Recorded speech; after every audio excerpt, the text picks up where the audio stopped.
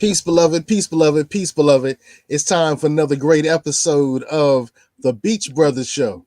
Hey, how you doing, Conrad? I'm doing absolutely fantastic. Beautiful, beautiful, beautiful. Well, it's time for the Beach Brothers Show, and we deal with Virginia business and politics. Today is going to be a business show. We're going to deal with the business that are happening in Virginia. So this is going to be exciting. It's going to be exciting. If you're interested in joining the Beach Brothers Show, get in contact with Conrad. He's our booker. He's also running for city council, as you can see in the background.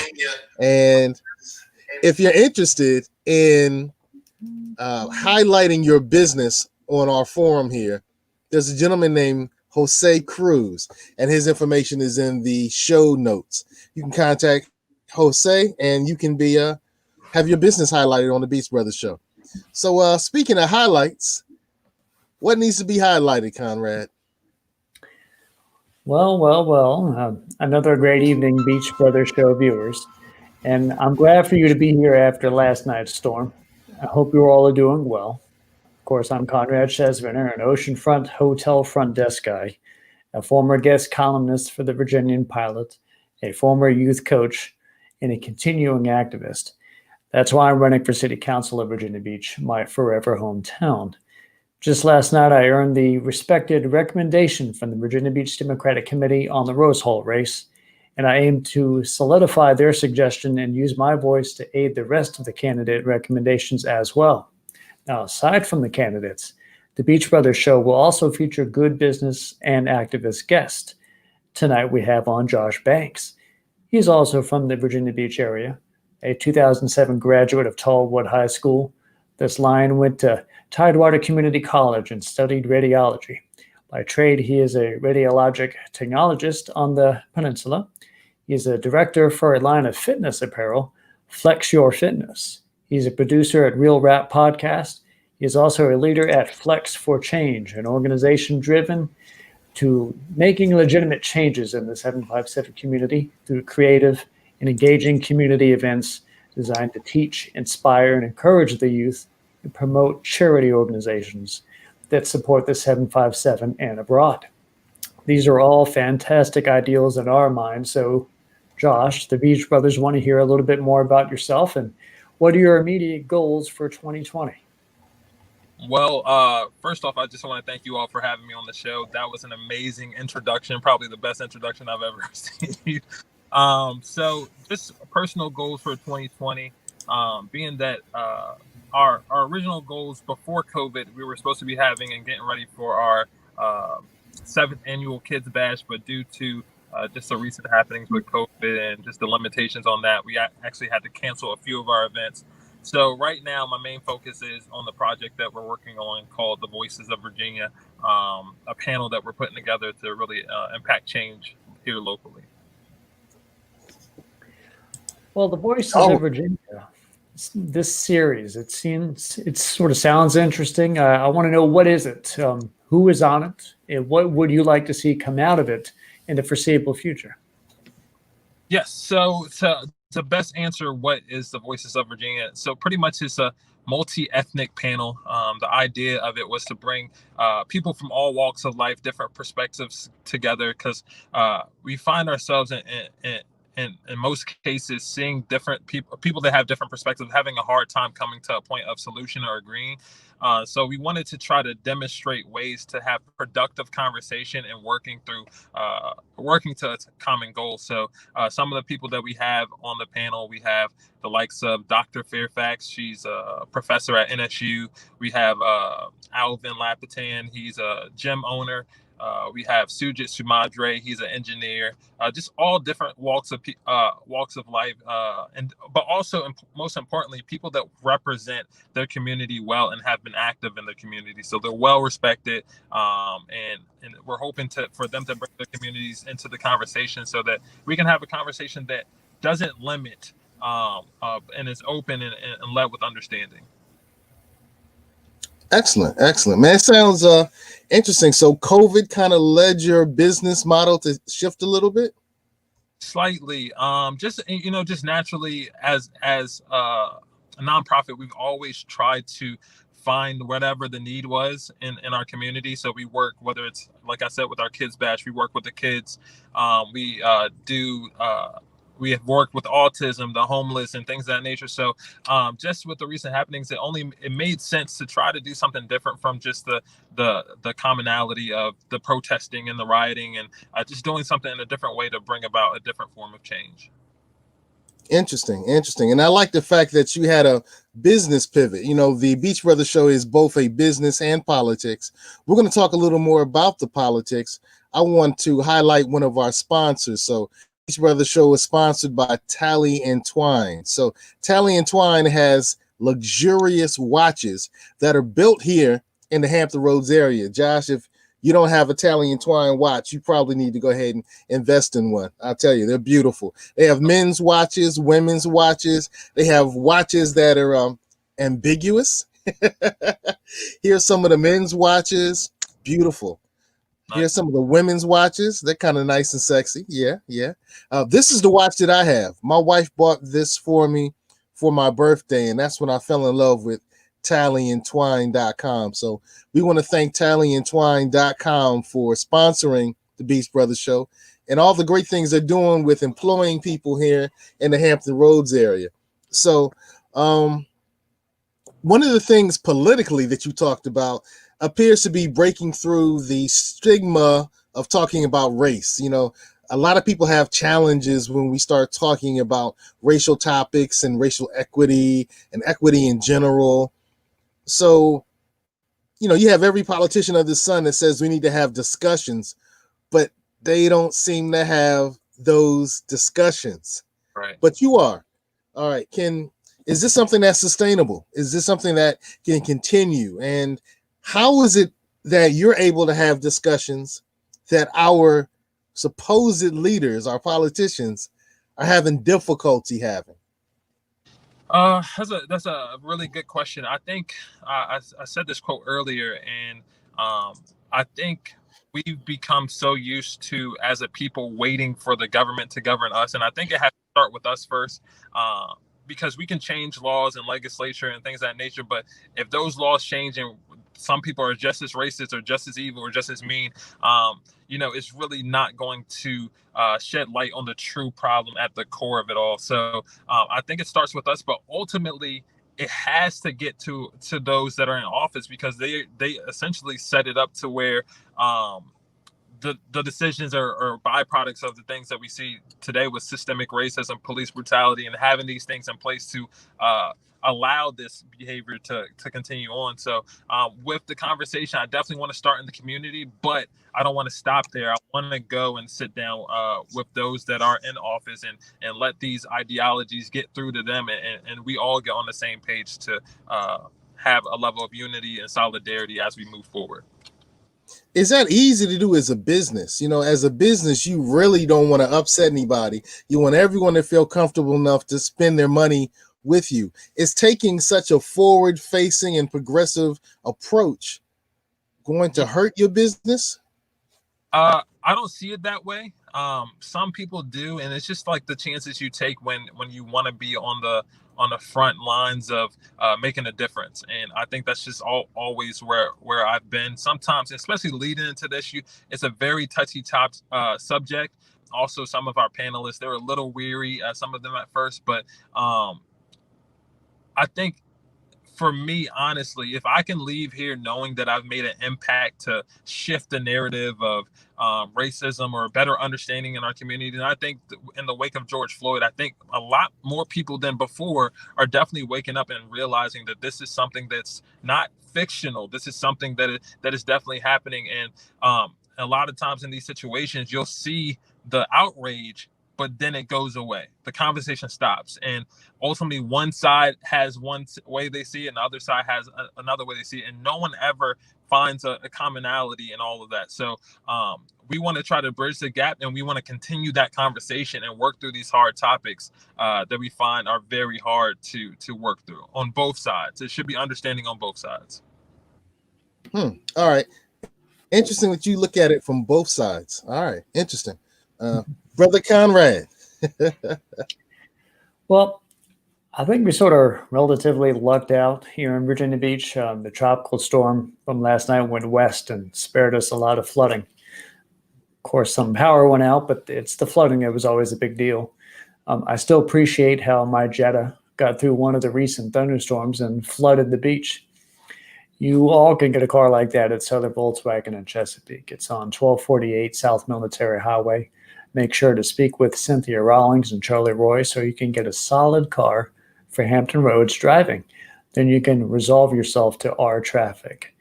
Speaking of resolving, we'd like to know if the secret ingredient to resolution with Voices of Virginia is making politicians take part.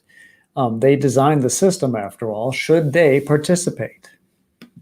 Yes, we definitely have. And so it's going to be a 4-part series, and in every episode we're going to have a special guest. In the last episode, we're actually still working to find someone to represent. We have a few that are definitely interested. I had a conversation with Jody Wagner, candidate running for Virginia Beach mayor now, and she's definitely interested. But now that I'm getting plugged in and the notoriety of the group and it's just growing, it's definitely catching a lot of attention of different elected officials. So we want that conversation to happen, and we want them to be a part of this to show that not only are the people saying these things and agreeing, but they're on the same page for wanting the same for our community.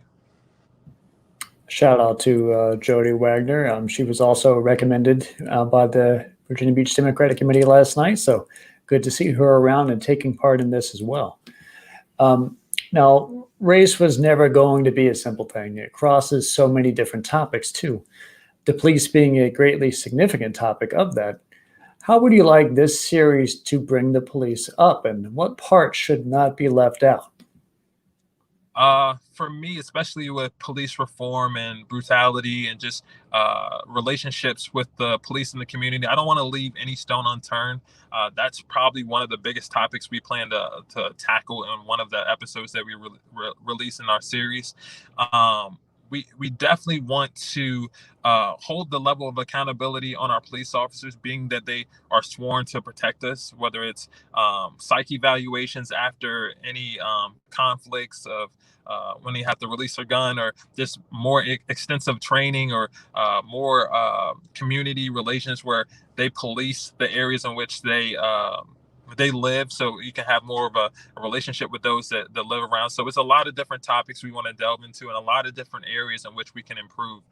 So as far as that topic, we definitely are going to really get in there and shed a light to, like I said, both sides. And that's a part of understanding. They sometimes, I have police officers that are they're friends of mine, and they feel like they're under attack, and they don't portray what's being said or being seen. So I think that as citizens, we have to have a level of understanding and compassion for those that are out there doing a great job as well. So just like I said, finding that common denominator and fusing and coming together. Yeah, I agree. I recently sat down with the mayor and the police chief, and the interim police chief, and one of the other officers, and we got a chance to look over some of their statistics. We got a chance to look at some of the things that they're working on with the Citizens Review Panel, which is actually the Investigative Review Panel, and the IRP, and how things are going to be changing here. There are some things that are on the plate that are going to be really interesting, dealing with our interactions with our police and our police force here in the Hampton Roads area. Now, Conrad and I are both in Virginia Beach, so my interaction and my work is going to be primarily with our Virginia Beach Police Department, who I want to give salutes to, thanks to the police. Somebody asked me how I felt about police the other day, and I said, I love them. I just don't love the way I was treated by officers at a particular time in my life. And I would say the last 10 years, the police community experience has been a lot warmer and more respectful here in Virginia Beach. And 20 years ago, less, 30 years ago, far less. And I do realize that many of our officers, unfortunately, feel like they're being attacked right now. And And the unfortunate part is the people, the officers, or the systems that need to be attacked are being protected. But one of the ways that the beach is making sure that everyone feels welcome and supported, protected, and served is with their police review board. We have one in Virginia Beach. All right. So we're known as one of the few 757 cities in Virginia Beach with a police review board, the IRP. But wouldn't surrounding cities feel a little when you compare our other cities to Virginia Beach, Right. I'm thinking that our officers there just don't get the same type of respect, love, and don't have the same interaction with the community. So, so let me put it this way. We don't want to put down the other cities in the Hampton Roads area and just push up the Virginia Beach City Police Department. But do you think there needs to be some overhaul and allow for a greater level of citizen input, citizen oversight, a bigger system of checks and balances? Do you think there needs to be a bigger system of checks and balances to really bring the community and policing relations in a better light? Yes. I think there should be uniformity across all platforms. Of course, there's different policies and procedures in different cities, but I think that overall they should fall under the same ideologies and understanding that we should be protecting our citizens first. They shouldn't feel like they're under attack, and building those relationships with the citizens and building and protecting, not just protecting themselves in these situations. And it seems like we're not getting justice or just due. Creating the checks and balances for your officers that are violate different policies and things of that nature, to where they want to live within a tight scope and make sure they're not violating different things. Because right now, for the most of them, they feel like they can kind of get a pass or get away with certain behavior. And I think the more we crack down on that across the board, I think we'll be in a better spot. Yeah, I think if we were to make sure that the other cities had a similar process with the review process that Virginia Beach has, we could probably improve those relations. Now, I have to say that Virginia Beach's system can be improved as well. And I think it's kind of challenging to move from an authoritative situation to a equal situation. So this is an interesting time. This is really just an interesting time. But back to the business. Yeah. How often does your business, Flex-4-Change, interact with our first responders and our police officers in terms of your former events? I know that, during the COVID season, things are a little different. But before, you had a lot of public events and you had a lot of interaction with the community. And I was at a couple of your events, and some of our, some of VB's finest were there. Yeah. So how did your business work with the police department in the past? Very well.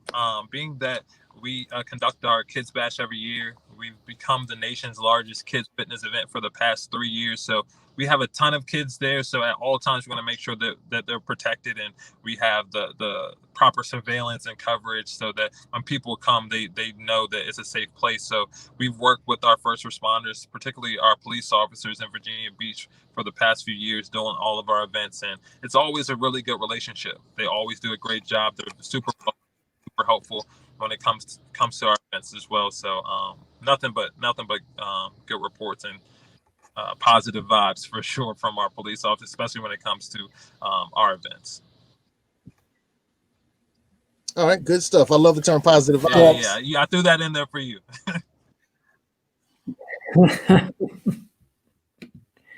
Always need a good shout out. For a moment, I will step away from Give me a second here. I've just got a weird light on my computer. I want to step away from the role of Beach Brother Show host and get back to Conrad, the Virginia Beach City Council candidate. I don't think the concept of systemic racism should be avoided. I notice this when I attend the Republican Party Virginia Beach breakfast and meetings. It's even scoffed as if a fiction for many of the people in attendance. Your goal with this series is as much inclusion as possible. So while I am a member of the Virginia Beach Democrats and want to run toward these issues, do you feel you're getting enough Republican representatives who want to join in too? Not being that we just really start breaking into getting in contact with our elected officials. I've been seeing some representation from the Republican side, Democratic side. I think that the conversation is definitely going to be one that we may have to take our time to really get people to truly understand. But I'm up to the fight to really try to push that through. And, some people, like I said, and that's the whole reason why we're getting this panel together. It's just a lack of understanding. And if you grow up in a certain environment and you don't experience certain things, you only know what you're taught. So I think that as long as they come with a level of understanding and they hear us out, I think that with the information that we have and the different people that are echoing the same sentiments, I think that we'll make for the change that we need. And hopefully, even on the Republican side, they'll start understanding that these things that are being mentioned, if they're really practicing real empathy, they'll try to understand, even if they don't personally understand on a personal level. Well, Virginia Beach has had numerous protests this year, and they've largely come from this nationwide movement that's resulted from the death of George. But also counter-protests and right-leaning protests such as the gun rights and anti-coronavirus restriction protests. And I want to sort of address sort of a truth where it is. Are all of these protests treated the same from the police and government reaction? I don't think so. I think it all depends on where the protests are taking place and maybe how it's going about. I think that some of them are met with force in different areas, whereas I've seen some protests that are officers are walking alongside them and supporting them. So I guess it just all depends on the jurisdiction and where it's taking place and the forward thinking of those and the level of agreement those that are a part of it or against it. You'll see different responses to them. Interesting. It's interesting that you brought up the possible difference with the involvement so far with a little more Democrats than our Republican brothers and sisters. When you bring up the topic of police in such a partisan area, our area is very partisan. Right. People ask if you're red or blue, and when I say I'm purple, people are like, what? You can do that? That's it. That's an option. So in talking and developing this event and this focus, how does partisan politics play into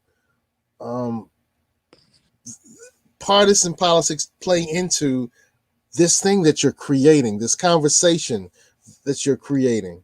Do you see that you have greater love from one side and not from the other side? Is there even an interest in looking down the middle and working with those like me? How is the partisan nature of Virginia, particularly the Hampton Roads area, impacted the way that you guys are planning this movement? I would say that we're not letting it affect us at all. I think that we're focusing on the people and the hearts and minds of those that want to make a change, and even those that don't know they need to make a change. We want to capture those and just have them in front of this information, ultimately decide where they want to be. As far as whichever political party, I don't think we're aiming towards one or the other. I think that even in every political party, there's a level of growth that can happen. And as I mentioned earlier, in the Republican Party, as you mentioned, they don't understand the concept of systemic racism, and I think it's important to start understanding it. So we want to go. There's no one's off limits to us. We want to go after everyone, and I think that that's sometimes the problem in these situations. Even when we cut down the road and look Democrat and Republican, we're so stuck to a certain narrative that even some things that we may agree on across the board, sometimes we don't want to say. And I think that I want to help shift that narrative a little bit to show that, we're a lot more alike than we are different. Maybe so we have different views on things, but finding a way to where at least, even if we don't agree, maybe have some level of understanding of why we might view these things a certain way. That's interesting. That's interesting. You mentioned that our red brothers and sisters don't necessarily understand the kind of systemic racism. In my interactions, I've had people say, well, if you want to end racist practices, you have to end racist practices, which includes being concerned with and trying to make sure that certain groups get benefits that other groups don't get. If we're going to say we're going to end racism, then we should stop all practices politically that favor one group over another group. But what's interesting to me is when that conversation happens, I kind of give this image. If you and I are running a race and you're given 10 steps ahead, even though we might be running at the same speed at all times, when you slow down, I slow down. When you speed up, I speed up. What is it? Rising tide lifts all boats. Right. But if you were given 10 steps ahead and everything is equal, everything won't be equal. This is correct. Yeah. And I don't think that's simply just an issue that needs to be talked to with our red brothers and sisters. I don't think our blue brothers and sisters get that either. For sure. I think it's like I said, we don't want to target anyone specifically. I think that the education is across the board. I think that we can all learn from this and grow from it, and from all areas for sure. All right. Before Conrad jumps in, can we take a quick take a viewer question?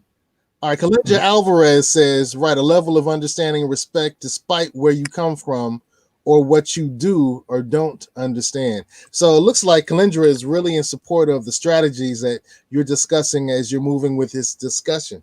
And speaking of moving along the discussion, Bro Con. Well, part of that reminded me a little bit of a quote I remember from Malcolm X, where he had said that if you stick a knife in someone's back and then remove it a few inches, that's not justice. Justice is taking it out the entire thing. So you got to get fully to justice. So if we're always equal but 10 steps apart, as Seiko said, we need to bridge the gap first before you can get true equality. Right. I'll also provide a little bit of commentary here because this cycles more back on the partisanship and how it may hamper the aim of social justice. I want to look at things that the respective parties sort of rally behind. Democrats, by and large, are the fans of, say, education. They support their teachers' associations and unions. They want strong funding for schools and school employees. Republicans kind of switch it up. They think big funding for schools isn't always right and even endorse private and charter schools. Republicans do find big support for the police. They more often hype support of police unions and police associations. They want larger police budgets and military equipment for the police. And any thought-out reform is labeled immediately as defunding the police. Comparatively, Democrats more easily support police reformation. I would likely think partisanship could be a roadblock for police reform if one side simply might not want to join in. And I'll follow up with a question. Trust has been as much a death in the police debate as any other. Fear is strong too. I admit having the relative privilege of being a young white dude, and even I have distrust and fear for law enforcement. That distrust and fear doesn't exist for other government entities like school teachers or public works employees. As a result, police forces often find difficulty, and Virginia Beach isn't an exception, with hiring a talented and diverse staff. They're self-admittedly trying to develop a strong community relationship, but how should they do that? And might there be cause for high school programs to help train interested persons in a future in law enforcement? You know, that's a great question, Conrad. I do know that Virginia Beach, I'm saluting Virginia Beach again. Our great police department does have some level of outreach to the high schools, working formally as an access advisor in the high schools.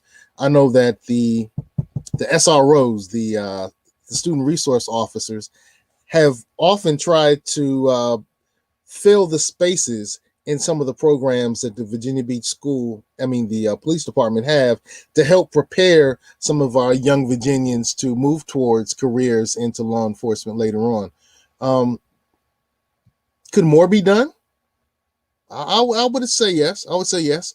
More can definitely be done, but I know that that's one of the things that they are doing, which may be one of the reasons that the beach has better relations with the community than some of our surrounding 7 city police And departments they make have a with their goal. cities. That is a decided goal. This past weekend, the interim chief Zaccaro, I believe, if I remember the pronunciation of his name correct, was at one of the breakfasts and was giving his interpretation of the past few months and how Virginia Beach Police is handling things, their goals. And that was a couple of slides is how they are definitely putting the inroads into trying to get inside the community and have a better relationship with people, not so much just be law enforcement, but also people who exist alongside us who are brothers and sisters. And it's stuff like that is tremendous first, not step, but steps, multiple steps into helping a better trust. And trust is the very first thing that we will need to bridge this gap. You say it's trust. That's interesting. I think that equal equal accountability would work. Like, with the uprisings, I don't call them riots. You shouldn't either. With the uprisings that we're having now, many of them stemmed from situations that could have been handled very differently. So, for instance, if I, as an American, harm another American, I face the consequences for harming that American. Mm-hmm. It has been the case that if certain classified Americans harm other Americans, they face no consequences, or they face very reduced consequences. And the deal is, if I harm a police officer, I should pay the price. Mm-hmm. And if a police officer harms me, there should be a price to pay as well. Equality. And that's I'm simply saying that all lives are valued in a similar, all American lives are valued in a similar manner in front of the law. And that's one of the issues that the civil rights and the other empowerment movements have been saying. We're not getting equal representation in the law. Mm-hmm. When the marches happened in the 60s, those marches were saying, hey, we pay taxes, we work, we defend our country, and we're getting substandard treatment. Mm-hmm. And those issues haven't changed. They really haven't changed. Even though America has changed, America is a far better situation and a far better country for everybody than it ever was. So we recognize the growth, we recognize the movement, we recognize that our country is moving towards its lofty goals and ideas. And when we see things that are still unaddressed, I don't think there should be so much pushback to address those things. So I think that's some of the issues we're dealing with. We do have a comment from one of our good friends, Kevin. He likes the positive vibes background. Thank you, Kevin. But Flex-4-Change. When I'm looking at that situation, and I'm like, hey, this is a business. Can business and politics really work well together? But Conrad, you can take over, brother. Well, I am curious because I think your phone sort of died off right as I was in the middle of this most recent question. You might not have been able to join in. Did you get a chance to hear that question? I want to say I heard the tail end of it, but if you can repeat it again, that'd be awesome. All right. Trust has been as much a death in the police debate as any other. Fear is strong too. I admit having the relative privilege of being a young white dude, and even I have distrust and fear of law enforcement. That distrust and fear doesn't exist for other government entities. It's not like I'm afraid of school teachers or public works employees, but they're people who are paid by the government just as much as any other. As a result, police forces often find difficulty, Virginia Beach is not an exception, with hiring a talented and diverse staff. They're self-admittedly trying to develop a strong community relationship, but how should they do that? Might there be cause for, say, high school programs to help train interested persons in becoming law enforcement down the line?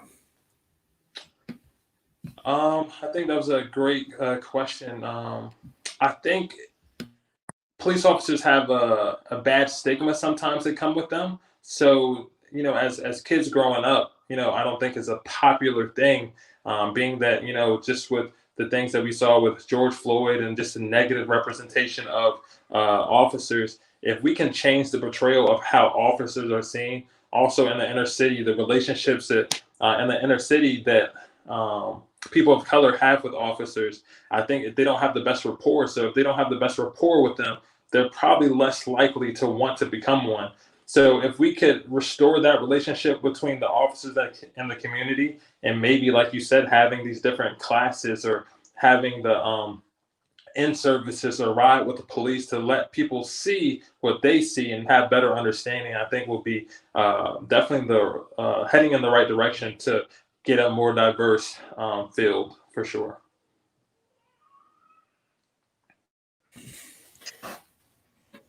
And does all this talk about police scare you for your business? No. I feel like as long as my heart is in the right place, sometimes, and so far I've had a little resistance from people to just because this idea of just everyone coming together isn't like a common thing where everybody wants to talk about is either, you believe this one thing or you believe the other thing. So I've been met with a little resistance, but ultimately it's been nothing but just positivity, a lot of support for what it is. Because I think people are just getting tired, losing hope that things will not change. So at the spark of someone really trying to, and I'm genuinely trying to go about it in a way to hopefully help for change in a new way, it doesn't really scare me at all. And if it does come with a level of pushback or whatever that might harm my business, for me, I think it's worth the risk. Okay. We before you take over, Bro Con, I wanted to highlight some of our other business endeavors. So, as you know, I'm with Positive Vibes Incorporated. We do credit repair, tax resolution, debt consolidation, and private money lending. So if you have any of those needs, you can just look at the show description and you'll have all the contact information you need for that information in the show description. We have two ways that we can help you, and it comes down to the credit, and we have some great services for you. I did want to highlight that Bro Con, as I call him, Bro Con is running for the city council in Virginia Beach, the Rose Hall seat. As you can see, he was recently become one of the recommended candidates from the Virginia Beach Democrats. So salute him for that, and salute all the other candidates who are running. Mhm. Tell us a little more about what Flex-4-Change is going to do since we're in this COVID season. And then Conrad, why don't you take it away? So being that, we're just kind of waiting and just seeing how everything goes. As Conrad mentioned earlier, I have a background in X-ray, so I definitely see it on the front lines how COVID is definitely affecting those that are experiencing it or receiving those symptoms. So I definitely want to be cautious before we start opening up our business to do more events and getting the community out and active. So for us, that's why we're doing this Voices of Virginia series, to where It's not going to be a bunch of people. It's going to be pre-recorded when we release it. So just trying to figure out more digital things that we can do or stream to where we can still make the impact that we want to make. If I recall, you also have surveys that you've been giving out and questionnaires, and has there been great responses from them? Yes.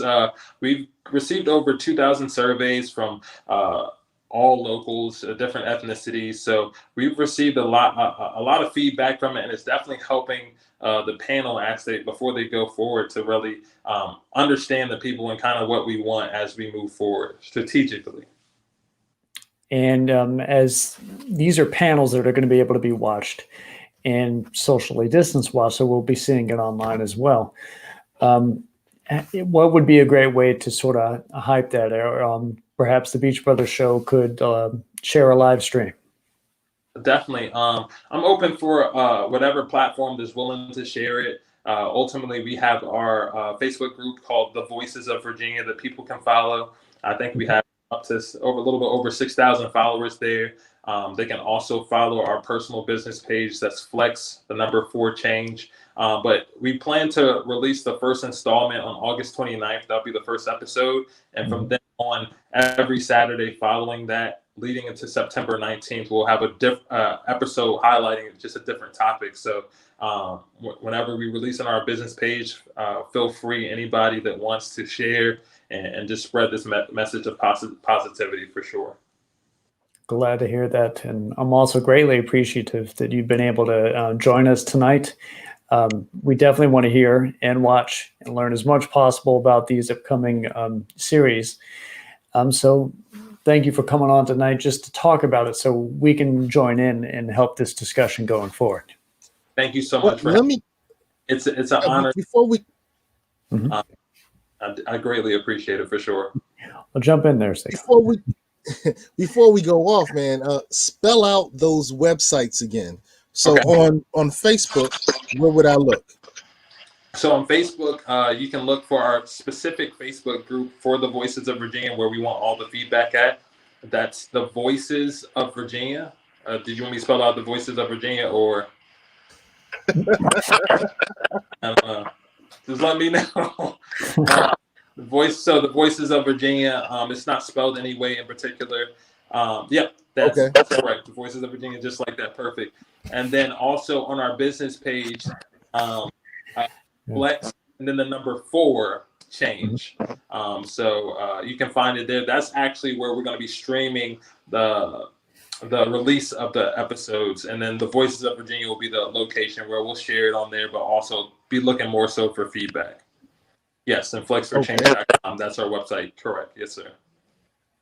Good stuff. Good stuff. How do you monetize something like this? So for me, it just started with something that was heavy on my heart. So for me, I'm really not looking for money on the front end, but to make things like this happen, you definitely looking for sponsors. So we have some sponsors that are greatly interested to help with the production, because we're not cutting any corners on how we're releasing this. We have cinematographers. We're actually shooting the entire film at the Ziders Theater. So it's a lot of different things that are going into it to make this a big thing. So we're looking at sponsors to come on. But as far as me right now, I don't think that's my intention or where I'm looking at it. But the Voices of Virginia doesn't just stop here at this topic. It's so many topics here locally that we can tackle that we just all disagree on, that are really taboo. So as we get into that, we'll definitely look into maybe, especially if the COVID gets better, maybe having it to where it's ticketed, to where people can sit in on these conversations and hear it. But right now, I'm just more so focused on getting the word out more than anything. I'm glad you got the word out here tonight. Yeah, I appreciate you all having me. Good stuff. I do want to take time and highlight. Our sponsors again. So thanks to Tally and Twine for all you do. It's time for you to get a high quality watch from Tally and Twine. They have men's and women's watches, and I love my watch from Tally and Twine. I actually paid for it, and I'm buying another one soon. So it's time for you, Brother Joshua, for you, Brother Conrad. And you, dear listener and viewer, it's time for you to get a watch from Tally and Twine. As I mentioned, they're made here in the Hampton Roads area. They're made in Portsmouth, Virginia. So you get a chance to support 757. You get a chance to keep the money in Virginia. You get a chance to buy something American made. You know, is your watch American made? If it isn't, then it's time for you to get a Tally and Twine. Once again, if you're interested in appearing on our show, get in contact with Brother Conrad. He'll help you with that. If you want to get your business featured the same way we feature Tally and Twine, then get in contact with Jose, and he'll make sure your business is featured on the show. And we also featured the Volkswagen. I don't want to mispronounce the name, but I'm telling you, it's Southern. Help me out, Conrad. Southern Volkswagen. Yep. Southern Volkswagen, and we want to thank them for all the hard work and all the support they've given the Beach Brothers show. All right, and keep in mind, Conrad is running for Virginia Beach City Council. Okay, so if you live in the beach, consider Conrad. Ooh, I like that. What is that? Consider Conrad. Consider Conrad. What poetry term is that? Is that? It's not a alliteration. It's not alliteration. It's alliteration, right? Yeah. All right. And hey, Positive Vibes, we take care. If you have any financial needs, get in contact with us. We'll make sure that everything is taken care of. We'll take care of you. And thank you for watching the Beach Brothers Show. Brother Josh, thank you for showing up and hanging out with us today. Flex for change. Flex for change. So everybody flex a little bit. Spend that change. Flex for change. And on Facebook, look for the Voices of Virginia. Is that correct? Correct. Okay. Good stuff. Yes, sir. Yeah, as Brandon says, Flex for Change has a nice little. Remember, Thank you. Brandon was recommended too. Awesome.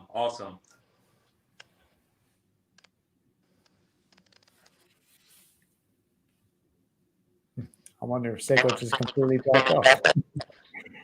Oh, man. No, I think I had something to say, Conrad. I was going to let you go. All right, so Josh, thank you for coming on. You've been watching the Beach Brothers show. Conrad, last words. Conrad Chesviner for Virginia Beach Facebook page. Give that a good old-fashioned like and stop by raisethemoney.com/cchesviner. These ideas can be your ideas too with just a little bit of investment. So thank you for watching the Beach Brothers. Look forward for their next show this upcoming Thursday. All right, great. And I can't wait till we have my friend Vicky Manning on. I know that she's signing up soon. So Vicky Manning's coming up soon. Also want to let you know that in September, we're working with the Hampton Roads Black Caucus, and we're going to bring the candidate forums through the Beach Brothers show. So for Suffolk, for Virginia Beach, and for Portsmouth, you know, the mayors will be here, the mayor candidates, the mayoral candidates. They'll get a chance to chop it up and compete on our stage. Those who are running for city council will get a chance to chop it up on our stage. When that time comes, Conrad, you won't be a Beach Brother. You're going to be one of the candidates. So good luck. And school board members. You know, I mentioned my friend Vicky Manning. I want to say hello to Sharon Felton. Salutes to Jessica Owens. I saw Trinice made the Democratic. That's interesting. And Dan Edwards did too. Yes, he did. Interesting. So salute to everybody on the school board, and salute to the people in Norfolk. Their school board just had a coup recently. They had a coup, COUP. Yeah, that was interesting. Norfolk's doing some great things. Or not. Well, however you want to look at it. Hey, you've been watching the Beach Brothers show. We deal with business and politics. And I want to say peace to the protesters. Keep making change. Keep making positive change, friends and family. And let's keep it beachy. Let's keep it beachy. CHY. BEACHY. Somebody said, what are you saying at the end? Keep it beachy.